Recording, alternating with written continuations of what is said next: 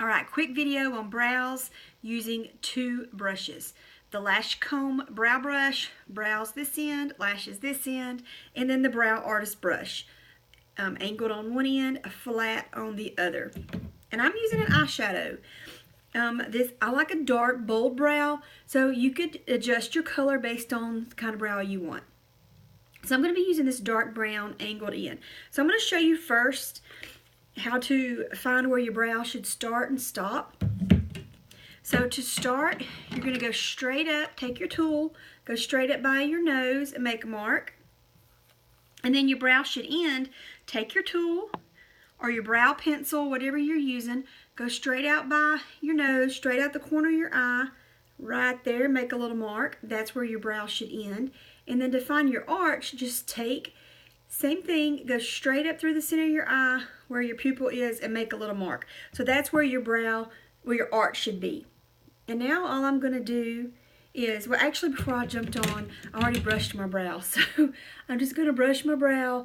I keep my hairs very short. If your hairs are long, brush them up at this point. And then you're just going to outline the bottom. Now if you notice, I'm not starting all the way right here at the beginning, and that's for a reason. I don't want to start there. I want that front area to be faded in, and I'll show you what I mean. Okay, so see, I just drew a line on the bottom, and then now I'm just, with the excess on the brush, filling that area in.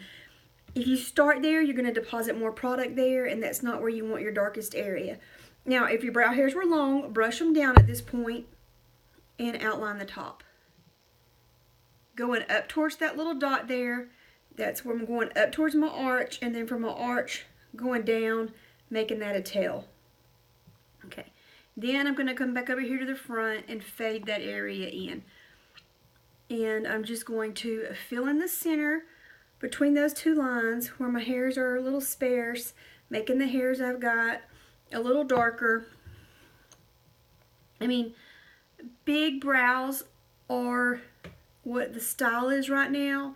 And I'm surprised I have any brows because I'm a child of the late 80s, early 90s, where we used to keep very thin pencil type brows. So right in this area, I'm literally just flicking my brush up like a little hair stroke.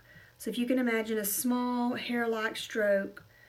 Okay, now I'm going to go back over to that brush that I started with, and I'm going to brush through. So if I got it too dark, I'm just going to brush it out.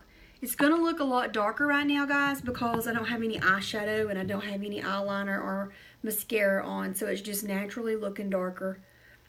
But I'm just brushing that through. If I have any little dots, just make it going away.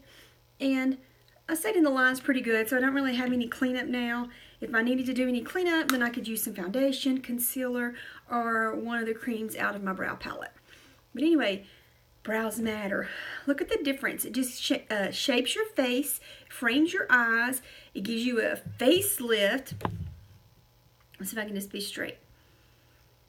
It just makes a huge difference in your appearance. It makes you look younger, so people can guess your age by what your brows look like. And it just makes you look more youthful. If you're new to doing your brows, you might want to start out with a little lighter brown.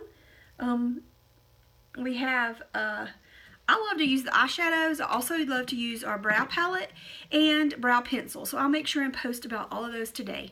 Y'all have any questions, just let me know.